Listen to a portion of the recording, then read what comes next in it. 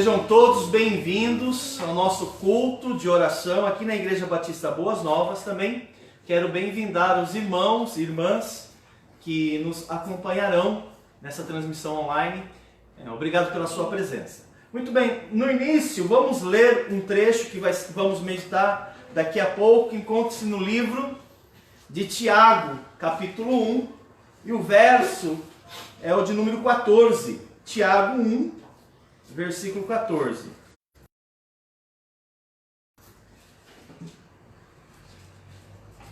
Diz assim a palavra de Deus.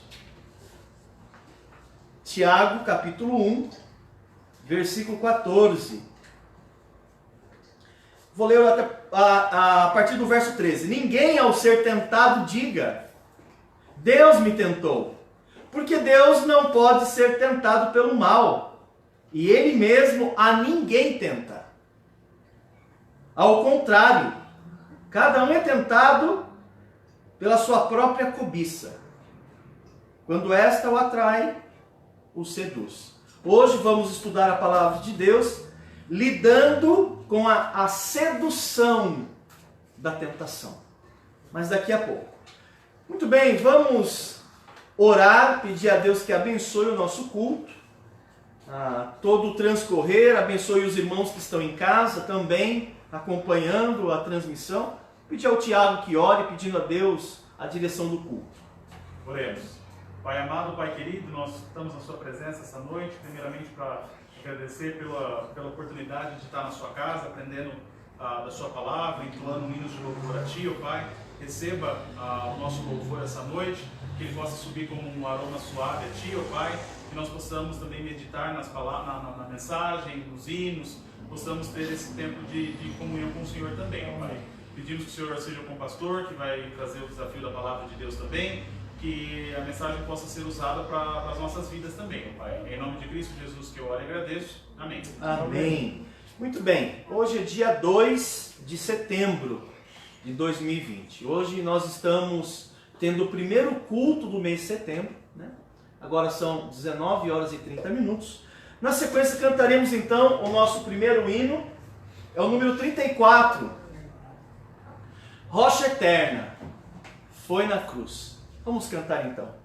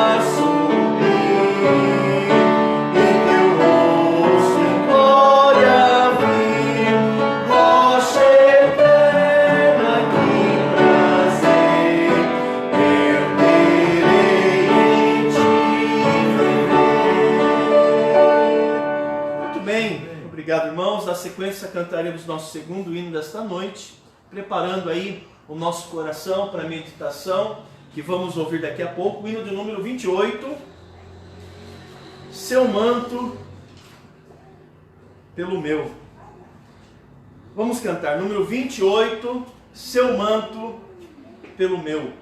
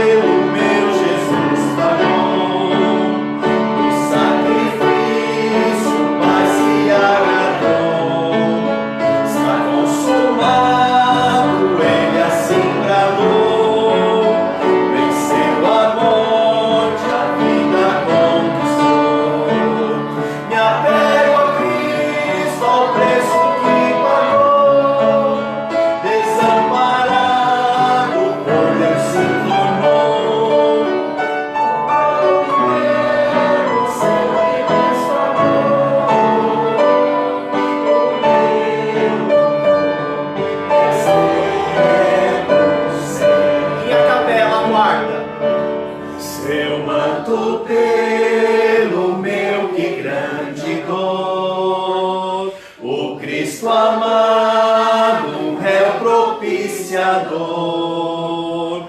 Por mim Jesus sofreu a maldição, por ele tenho eterna salvação. Me apego a Cristo, ao preço que pagou, desamparado por Deus se tornou, comprou-me pelo seu imenso amor. O meu louvor, meu ser é o Senhor. Muito bem, o último hino desta noite, ainda cantaremos do Hinos de Louvor número 3, número 74, número 74, completo em ti.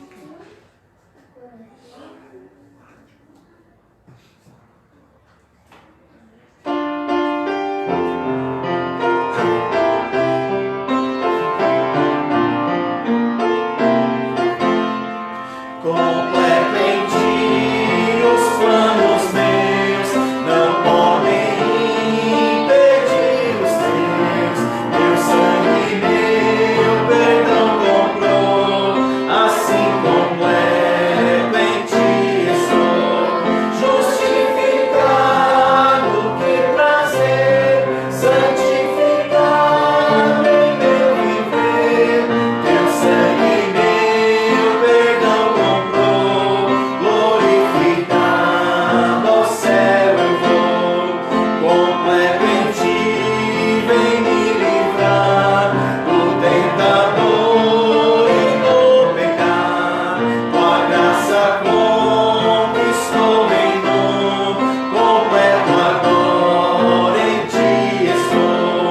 Justificado, que prazer, santificado em meu viver. Meu sangue, meu perdão comprou, glorificado ao céu eu vou. Completo em ti me suprirás, e bem algum me reterás. Senhor, tu és minha porção, em nada mais te peço então. Justificado, que prazer, santificado em meu viver. Teu sangue, meu perdão comprou, glorificado ao céu. Minha capela quarta. De toda tribo e nação, aos teus pés comparecerão. Entre teu povo estarei, à mão direita do meu rei. Justificado, que prazer, santificado em meu viver. Teu sangue, meu perdão comprou, glorificado ao céu eu vou. Amém? Muito bem, então as crianças agora vão para o culto infantil com a sua professora, com muita tranquilidade, com muita calma. As crianças pequenas vão para o berçário. Hoje tem berçário, né? Ok, então até 3 anos é no berçário, tá bom? Até 3 anos no berçário, 4 anos para cima no culto infantil, tá bom? 4 anos para cima no culto infantil. Muito bem, obrigado Juliana pela ajuda, obrigado Luigi. E nós que aqui ficarmos, vamos dar sequência a estudar a palavra de Deus nesta noite. Tiago, capítulo 1, versículo 14, por favor. Tiago, capítulo 1, versículo 14.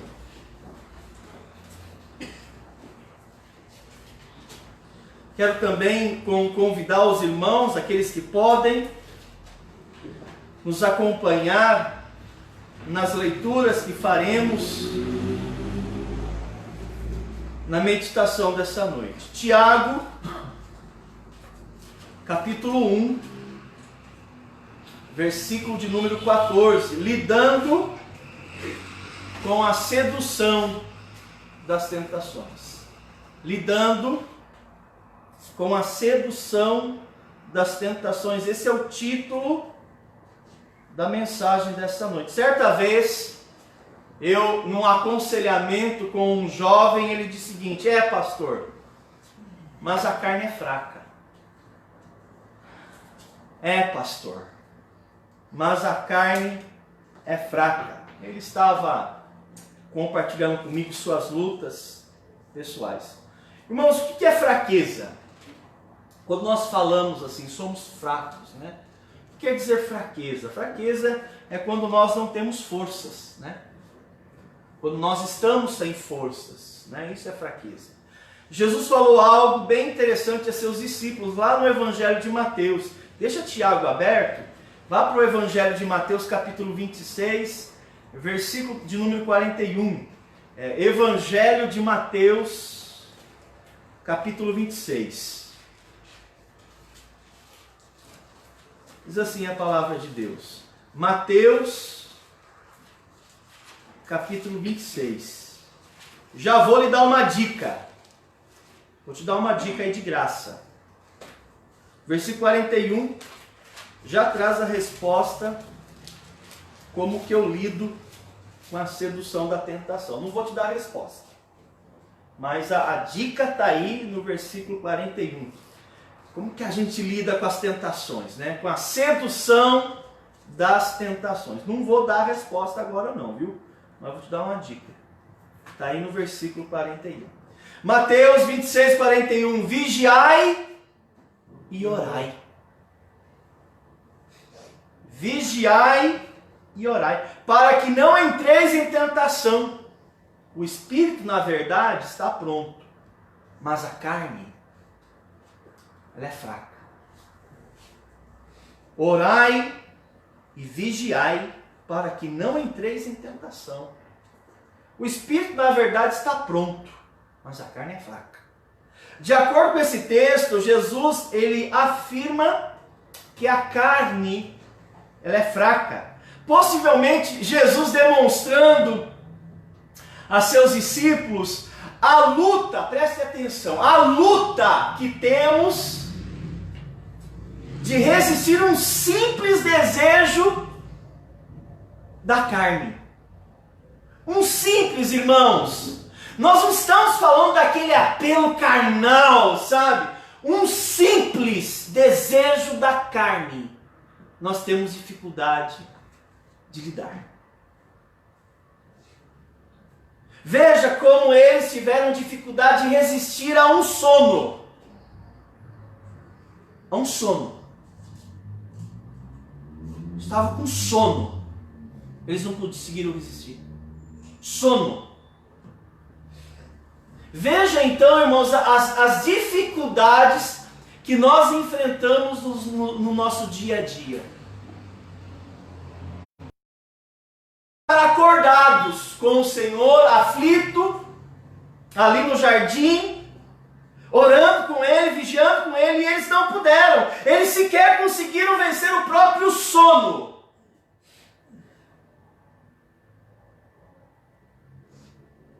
A tentação de dormir foi maior. Foi muito maior do que estar ao lado do Senhor naquele momento de grande aflição. Naquele momento de grande aflição, eles não puderam estar com o Senhor ao seu lado, né? Jesus fez um simples convite a eles, né? Venham comigo orar, porque eu estou aflito.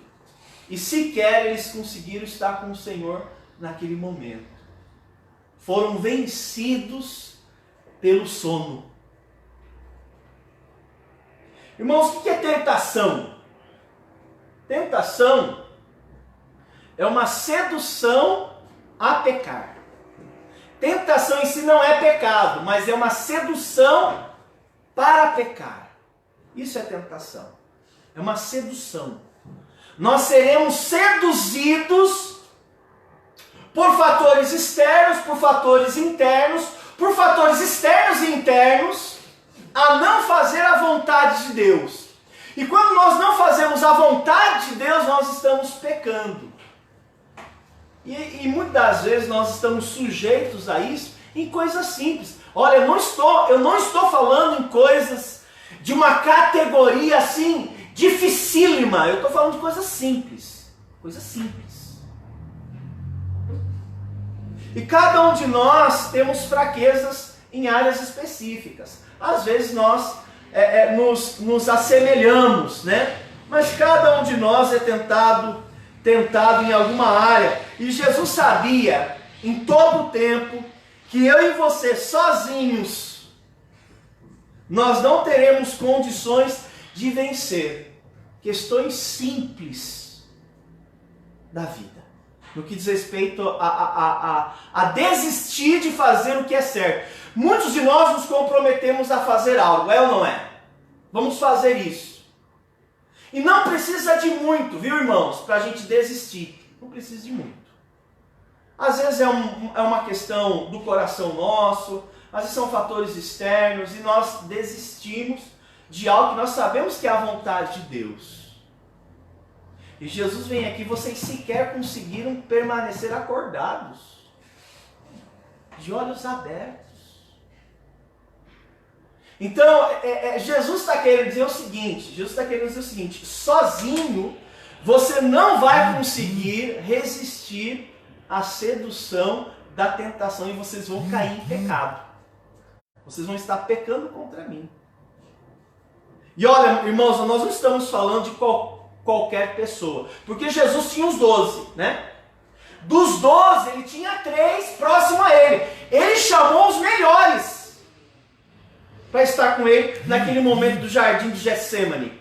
Os melhores, no sentido de proximidade. Pedro, Tiago e João eram aqueles que estavam sempre perto do Senhor. E Jesus poderia ter chamado outros, né? Mas não chamou, não sei o porquê. Chamou os 3 melhores. Eu vou contar com esses 3 aqui, porque eles sempre estão ao meu lado, eles sabem da minha luta, e eu vou enfrentar a cruz. Eu não quero estar sozinho. No final, Jesus viu que ele estava sozinho mesmo. Né? Coisa simples, né? Nós não conseguimos resistir coisas simples. Eu não estou aqui tratando de uma sedução, sabe? Aquelas que falam, nossa, tá difícil, gente. Não, estou falando coisas simples. A gente não consegue resistir sozinhos. Tanto é fato que Jesus falou algo relevante, deixa Tiago aberto aí. Jesus falou algo relevante lá no Evangelho de Mateus capítulo 6, veja lá comigo. Jesus falou algo relevante lá no Evangelho de Mateus capítulo 6, o versículo é o 13.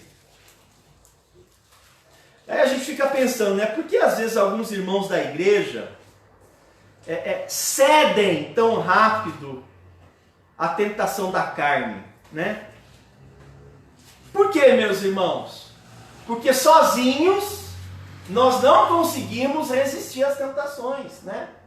E às vezes a gente fica bravo, a gente tripudia, às vezes a gente até fala mal do irmão e da irmã, mas todos nós não conseguimos lidar com isso sozinhos, né?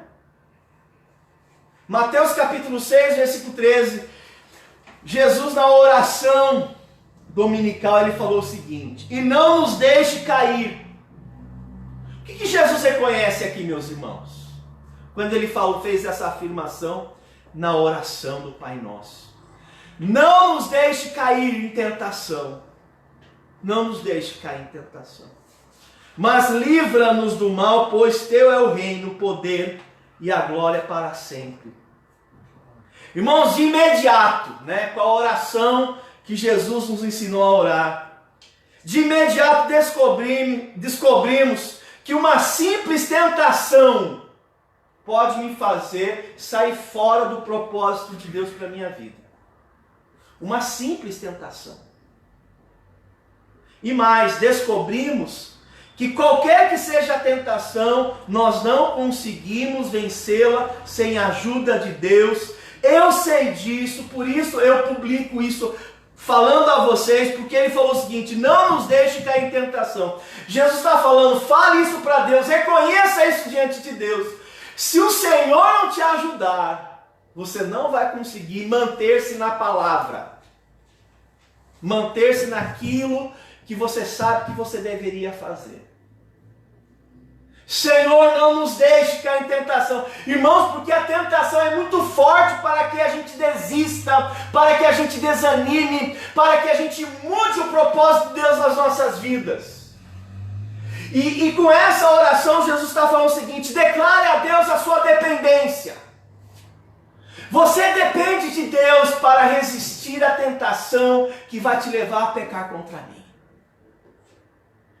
É também importante, irmãos, enfatizar, quando a gente trata sobre esse assunto, essa temática, que Jesus lá em Mateus capítulo 4, tudo pertinho, né, os textos, Jesus também identificou o diabo como o tentador.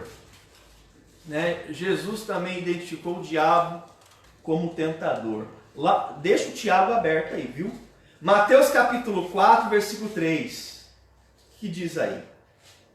Então, o tentador, aproximando-se, lhe disse: se és filho de Deus, manda que essas pedras se transformem em pães. Irmãos, não são todas as tentações que vêm do diabo, mas tem tentações que vêm do diabo. O diabo, ele é um grande opositor. Inclusive o nome diabo, a palavra diabo em grego quer dizer aquele que se opõe. O diabo, ele é o tentador, ele deseja muito que nós não cumpramos aquilo que nós nos comprometemos diante de Deus. Às vezes nós nos comprometemos diante de Deus, nós falamos para Deus, né? Nós falamos para Deus: eu vou fazer isso, vou fazer aquilo, vou me comportar com isso, vou me comprometer com aquilo, eu me comprometo diante de Deus, diante da igreja. E nós sabemos que nós não precisamos de muito para desistir de um propósito. Não precisamos de muito, né? Mas nós também descobrimos que Satanás, ele é o tentador. Ele pode tirar você, sua mente, daquele objetivo, daquele propósito. Porque o diabo, ele é o tentador. Ele faz isso. Só que nós temos que entender que nem sempre as tentações que sofremos, ela vem do diabo. O diabo, ele é o tentador, mas nem sempre as tentações vêm do diabo. Jesus, irmãos, ele identifica isso. Por isso que eu queria que você fosse para Tiago.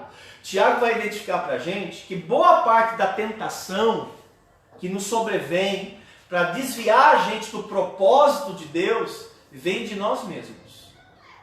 Nasce do nosso próprio coração, do nosso próprio mau desejo, da nossa própria má vontade. Vem de nós mesmos. Quer ver só? Tiago capítulo 1, versículo 14, né? Eu tinha pedido a vocês se deixasse esse texto aberto. Vamos orar pedindo a Deus que dê continuidade no culto, nos abençoando com a sua palavra. Tiago capítulo 1, versículo de número 14. Diz assim: ao contrário, cada um é tentado pela sua própria cobiça. O que é cobiça? É mau desejo. Mau desejo. O mau desejo, irmãos, nasce do meu coração. Má vontade, né? Nasce do meu coração. Quando esta o atrai e seduz, né? Vamos orar. Senhor Deus, pedimos a direção para que o Espírito Santo fale-nos ao coração e à mente. Em nome de Jesus oramos. Amém. Irmãos, com essa minha fala introdutória, eu quero levantar aqui 4 afirmações sobre as tentações. 4 afirmações. A primeira afirmação que eu quero fazer é o seguinte: preste atenção. Não precisa de muito, tá bom? Uma simples tentação pode tirar você do propósito de Deus. Não precisa de muito. Não precisa uma tragédia acontecer para tirar você da vontade de Deus. Não precisa uma desavença familiar ferrenha para tirar você do propósito de Deus. Não precisa.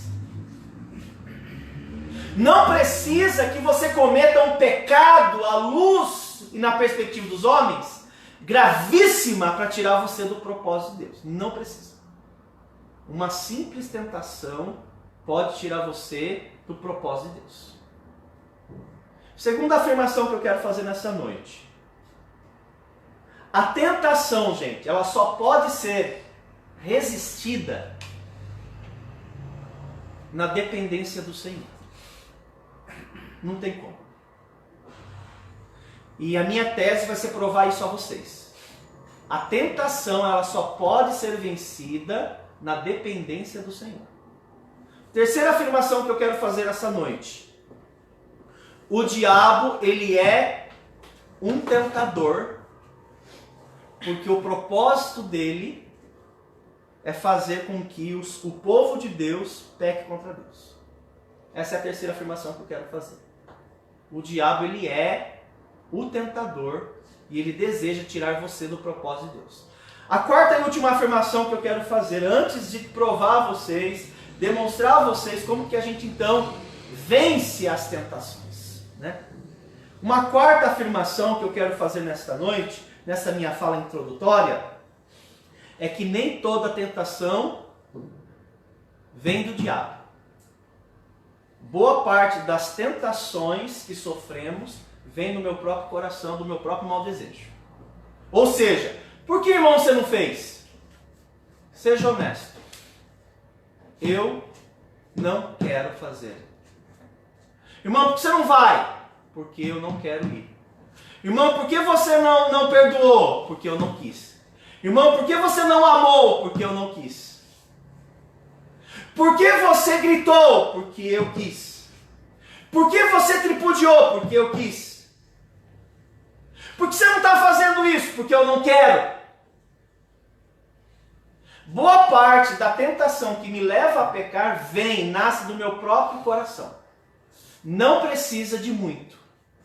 Porque o meu coração, meus irmãos, ele é inclinado para a paixão da carne. Ok? Como que eu venço a tentação de forma bíblica? Só existe um caminho, meus irmãos.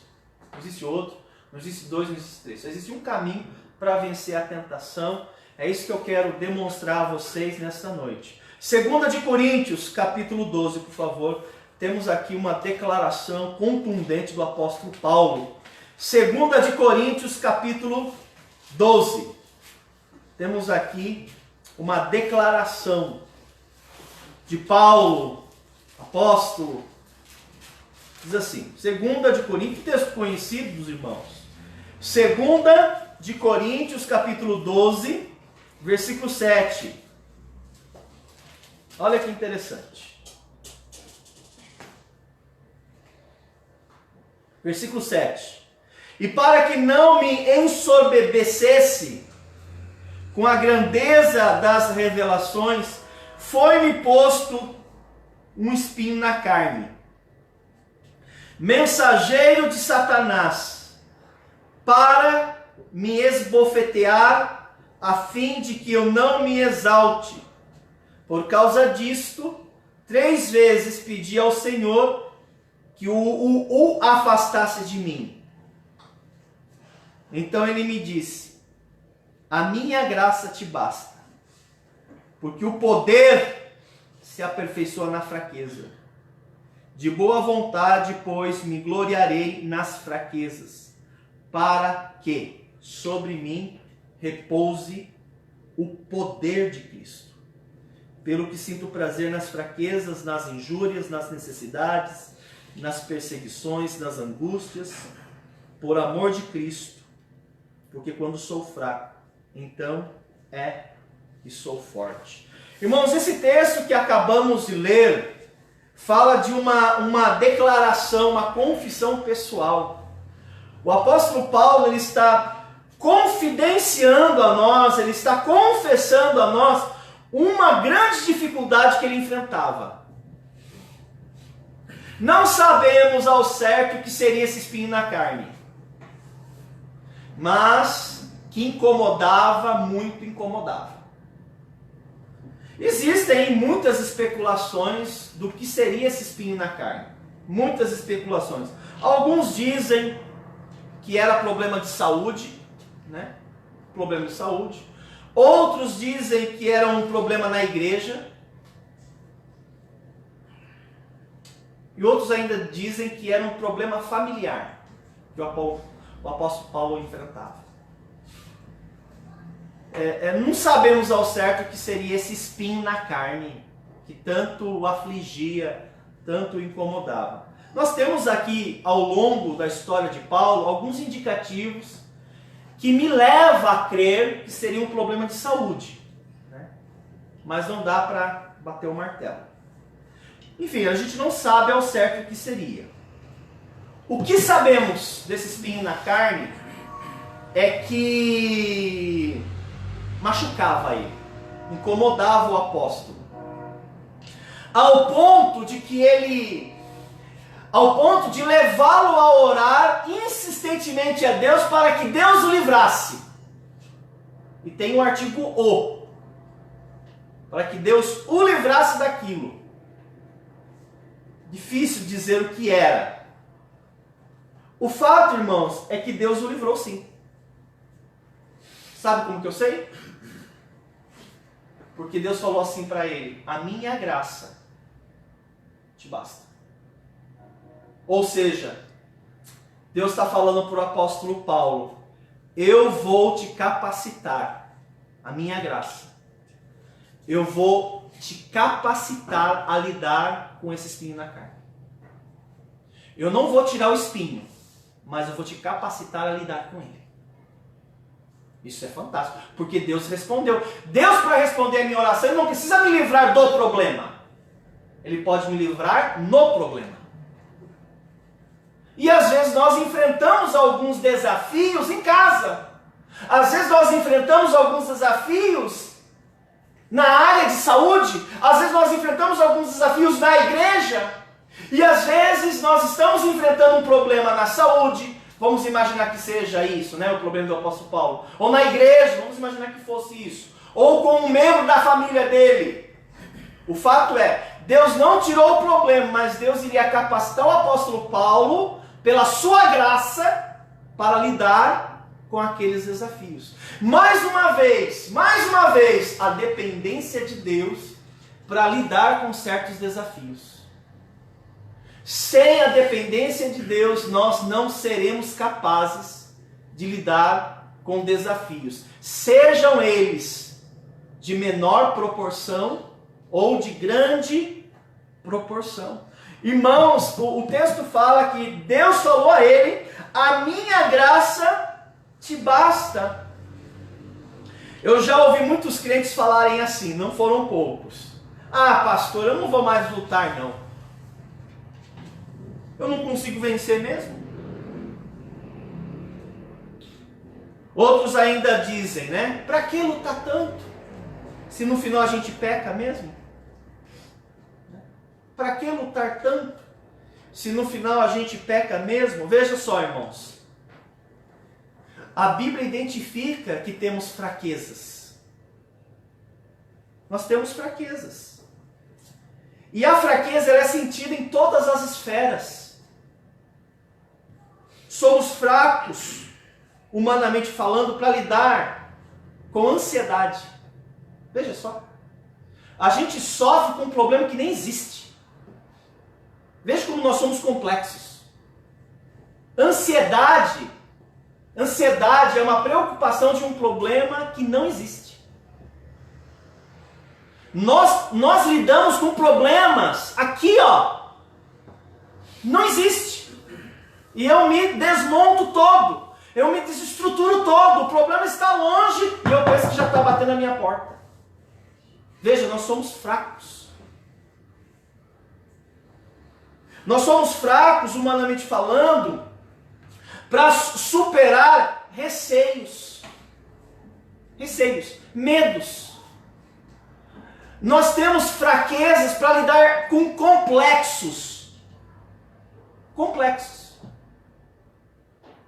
Não estou falando de ninguém, eu estou lutando comigo mesmo. Nós temos fraquezas, humanamente falando, para lidar, por exemplo, com a minha ira. Muitos não conseguem lidar com a ira, vai lá e espanca o cara até a morte. Não conseguiu lidar com a ira. Não conseguiu. Tem um monte de pessoas que estão presas, detidas, porque são pessoas que não conseguem lidar com isso. Nós somos fracos. Eu não consigo lidar comigo mesmo. Imagina com o outro. Nós não conseguimos lidar com o ódio. Nós não conseguimos lidar com a vingança. Nós não conseguimos lidar com os ciúmes. Nós não conseguimos. E assim por diante. A fraqueza, irmãos, ela é decorrente de duas coisas. As nossas fraquezas.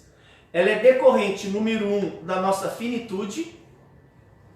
E a nossa fraqueza, ela é decorrente, número 2, das nossas imperfeições. Nós somos fracos porque nós somos finitos. O que quer dizer finito? Todos nós somos limitados. Isso quer dizer finito. Nós somos limitados. Olha aqui, ó.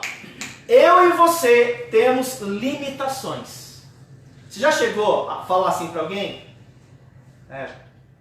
Seu pastor, eu não aguento mais. Você já falou isso para o seu filho? Olha, eu não aguento mais. Você falou isso para o seu cônjuge? Olha, eu tô ficando louca. Por que nós falamos? Porque nós somos fracos. E não estou falando de modo pejorativo. Eu estou trazendo uma constatação. Essa fraqueza, ela é decorrente da nossa finitude. Nós temos limitações. Nós nos esbarramos conosco mesmo. Nós somos finitos. Irmãos, interessante nós considerarmos isso, porque nós não conseguimos levar a cabo o que nós nos propomos. Não conseguimos. A maioria de nós desiste no meio do caminho. Ah, pastor, esse ano eu vou me comprometer, eu vou ler a Bíblia todo dia.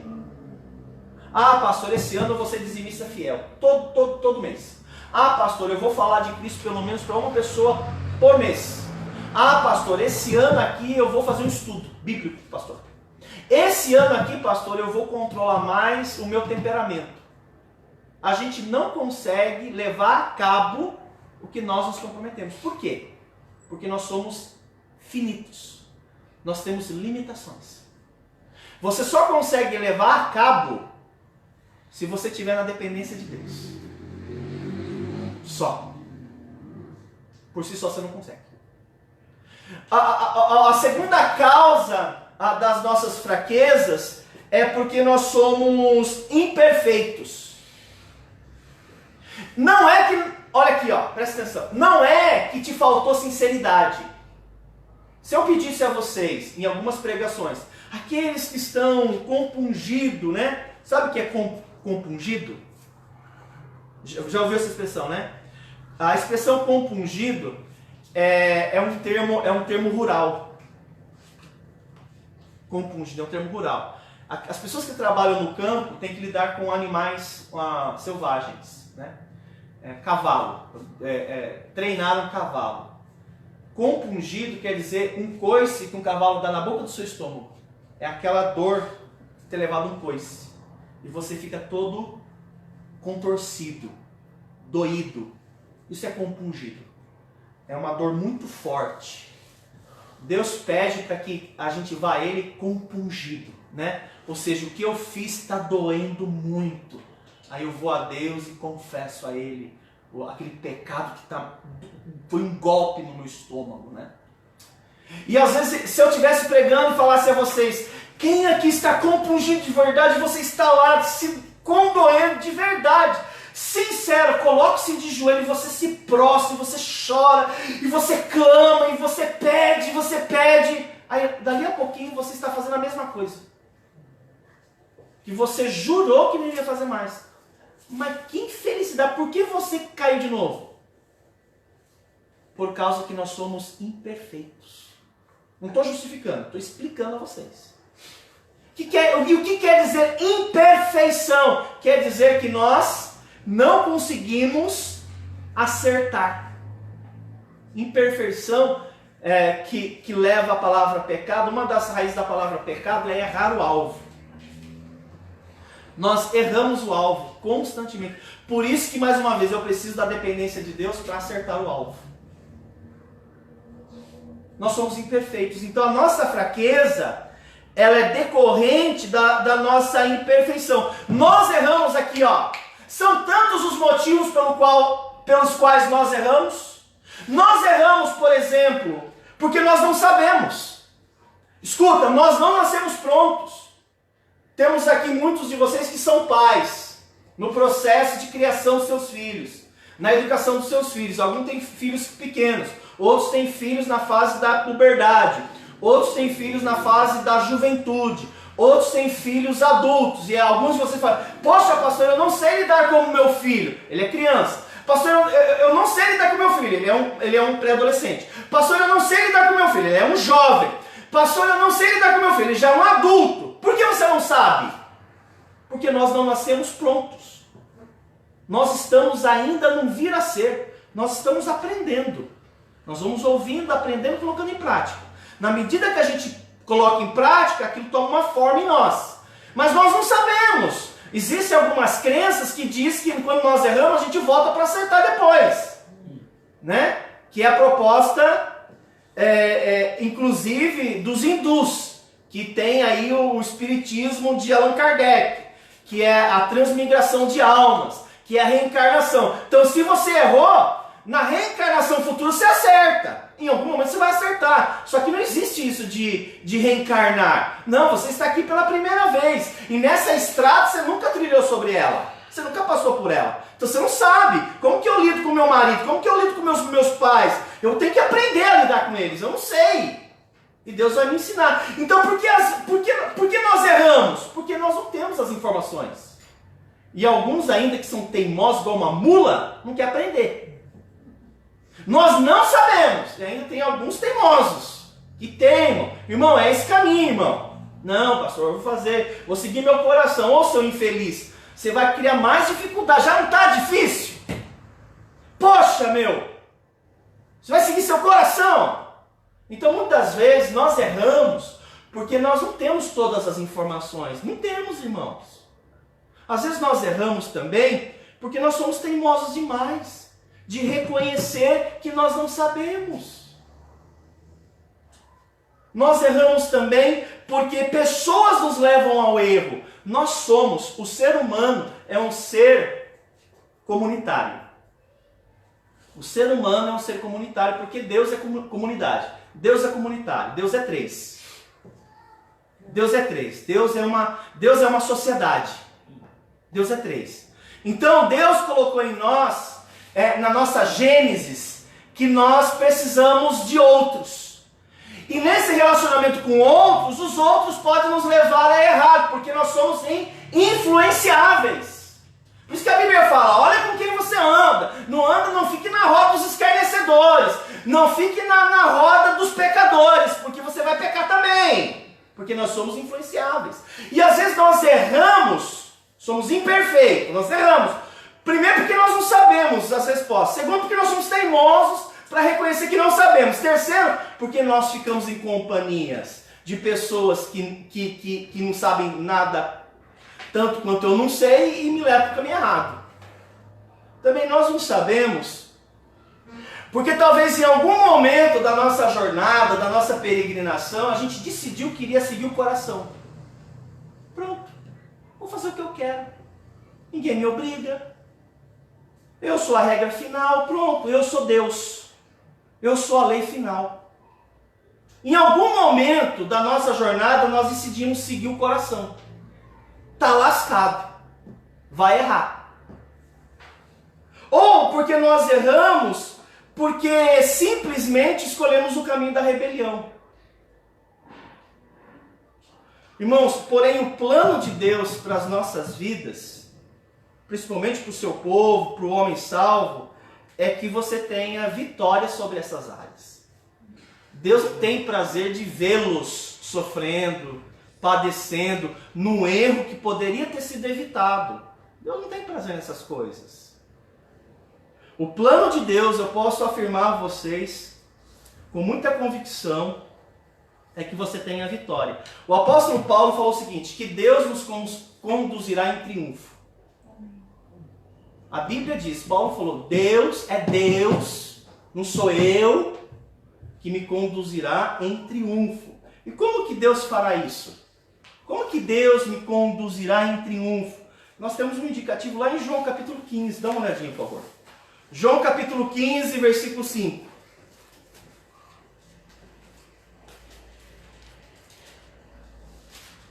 João, capítulo 15, versículo 5. Como que Deus me conduzirá em triunfo? Olha, eu já reconheci, somos fracos, ok, meus irmãos? Eu já falei que a nossa fraqueza, ela é decorrência primeiro da minha finitude. Também eu falei a vocês que a nossa fraqueza, ela é decorrente das nossas imperfeições. Poxa, pastor, mas como que eu vou conseguir então? Então, Deus me conduzirá em triunfo. Como? João 15, 5 vai dar a resposta. Como que Deus vai me conduzir em triunfo? Diz assim a palavra de Deus. João 15, versículo 5. Jesus está falando, eu sou a videira, vós os ramos. Quem permanece em mim, presta atenção. Quem permanece em mim e eu nele, esse dá muito fruto, porque sem mim nada podeis fazer. Irmãos, nós devemos reconhecer essa noite que a nossa força, ela vem de Deus. E para vencer as nossas fraquezas, sejam elas quais forem, nós precisamos reconhecer que ela vem de Deus. E eu preciso permanecer em Cristo. Eu preciso permanecer em Cristo. O apóstolo Paulo falou em 2 Coríntios 3,5, não precisa folhear. A nossa capacidade ou a nossa suficiência vem de Deus. Lá na segunda carta aos Coríntios, no capítulo 3, versículo 5, o apóstolo Paulo falou, a nossa suficiência, a nossa capacidade, ela vem de Deus. Para você ter uma ideia do que eu estou falando, o poder de Deus, irmãos, ele é suficiente para me ajudar a vencer as minhas fraquezas. Por isso que Paulo falou, quando eu sou fraco, sei que sou forte, porque repousa sobre mim o poder de Deus. Ele reconhece sua fraqueza, mas ele depende agora de Deus para conduzi-lo em triunfo. Então o poder de Deus, ele é suficiente para me ajudar a lidar com as minhas fraquezas, e o poder de Deus, ele é suficiente para me ajudar a resistir às tentações mais simples que sejam da vida. Para você ter uma ideia dessa compreensão bíblica, o apóstolo Paulo falou a mesma coisa em 1 Coríntios capítulo 10. Ele falou o seguinte, não vos sobreveio tentação que não fosse humana, mas Deus é fiel. Ele não permitirá que sejais tentados além das vossas forças. Pelo contrário, juntamente com as tentações vos proverá livramento, de sorte que a possais suportar. O fato, meus irmãos, é que cada cristão pode até ter fraquezas, e reconhecemos isso, mas nós não precisamos ser derrotados por elas. Fraquezas eu tenho, vocês têm, não são umas, não são duas, são várias. Mas eu não preciso viver derrotado.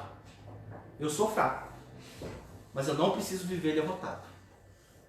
Paulo sabia quem era a fonte do seu poder.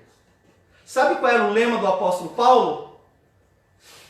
Ele disse em uma de suas cartas, tudo posso naquele que me fortalece. Eu preciso que ele me fortaleça para que eu possa tudo. Tudo posso naquele que me fortalece. Em outras palavras, eu posso vencer as minhas fraquezas? Sim, eu sou fraco. Eu posso vencer as tentações Por mais simples que seja, sim, eu posso, mas eu preciso permanecer em Cristo. E essa palavra permanecer lá de João 15, quer dizer, você vai buscar uma intimidade proposital com Cristo.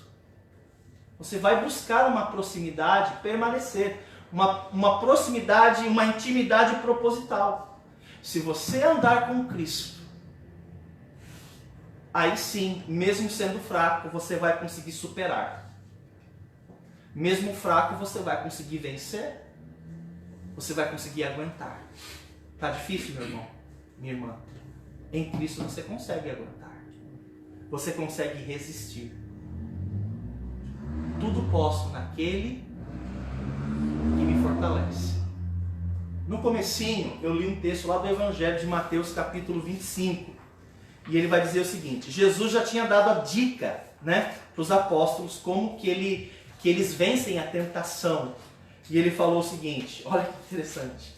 Ele falou assim: vigiai e orai. Ele já dá a resposta. Essa expressão vigiai e orai é uma expressão, não é para eu vigiar o lugar, gente. É para eu vigiar a mim mesmo. Para ver se eu estou em comunhão com Deus. Por isso ele fala para que eu ore. Para que eu esteja em plena comunhão com Deus. Mesmo fraco, eu posso aguentar e vencer. Tudo posso naquele que me fortalece. Amém? Amém. Que Deus possa ter te abençoado essa noite com essa pequena porção da palavra de Deus, que ela possa ser um bálsamo. Bálsamo é um perfume bem agradável. E a Bíblia ela pode ser um bálsamo, um perfume agradável para trazer alento ao meu coração, né? Que muitas vezes fica atribulado. Muito bem, fecha seus olhos, abaixa sua cabeça, todos de olhos fechados, cabeça baixa. Eu não sei como tem sido a sua semana. Nós estamos aí na metade da semana e talvez você já tenha enfrentado alguns desafios pessoais, particulares, né? Talvez na área de saúde, talvez na igreja, talvez com algum familiar. E talvez essas situações tenham te feito pecar. Você tem cedido, caído às tentações, caído e pecado contra Deus.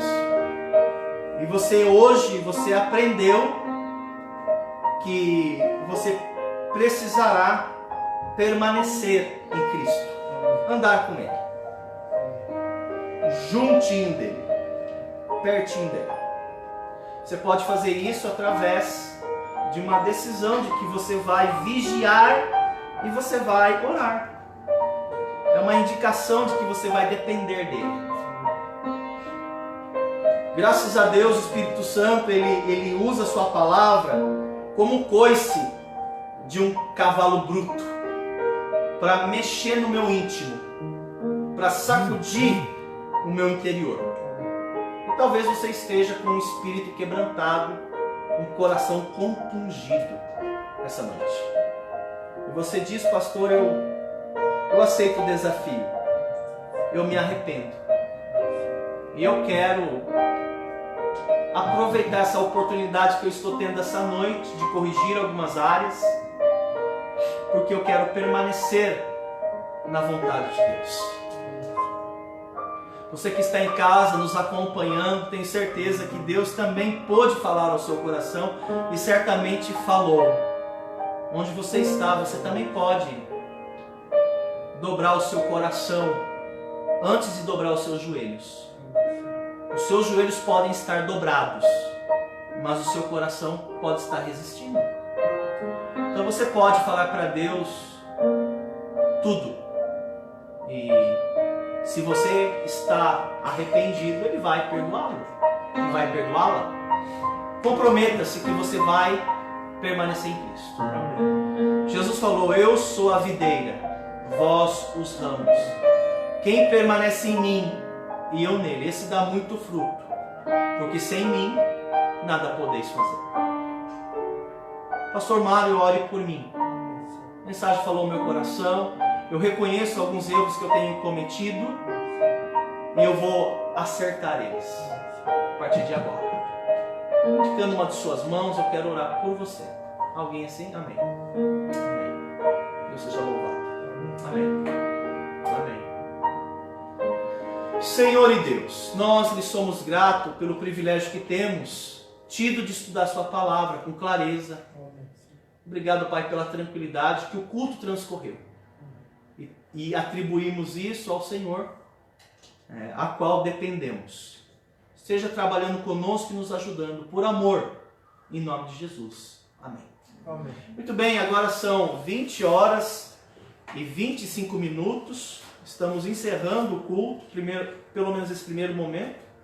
Eu vou me despedir dos irmãos que estão nos acompanhando, porque a Igreja Batista Boas Novas ainda dará andamento com o culto essa noite, ainda temos um segundo momento.